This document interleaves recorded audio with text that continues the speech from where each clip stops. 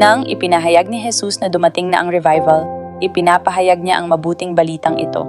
Ipinapahayag niya na kayong lahat ay inaanyayahang maligtas, gumaling, mapalaya, magkaroon ng buhay na masagana at magkaroon ng ugnayan sa akin. Ang mga pinunong Hudyo na unang inanyayahang makibahagi sa revival at tumanggap ng kagalingan, kalayaan, kasaganaan ng buhay at pagpahid ng banal na kapangyarihan upang maging mga alagad. Sinikap nilang itulak si Jesus sa bangin. Sinikap nila siyang patayin. Hindi ba't nakapagtataka iyon? Ang mga pinunong Hudyo ang unang inanyayahan. Mga lingkod sila ng Diyos. Ginagawa nila ang gawain ng Diyos. Subalit wala ni isa sa kanila ang naging alagad ni Jesus.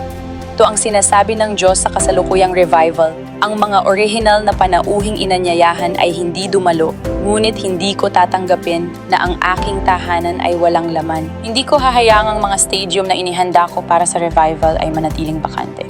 Kayo, aking mga lingkod, humayo kayo sa sanlibutan, pumunta kayo kahit saan makakakita kayo ng tao at anyayahan ninyo sila sa revival. Sabihin ninyo sa isang tao ang tungkol sa revival at kapag siya ay dumalo at tumanggap, sasabihin naman niya ito sa isa pa, pagkatapos sa 5 pa at sa 5 pa muli. Paulit-ulit itong mangyayari na parang epekto ng domino. Ganito lumalago ang revival, hinog na ang ani, mga manggagawa, humayo kayo. Ito ang sinasabi ng Diyos ngayon, panahon na upang lumago ang revival.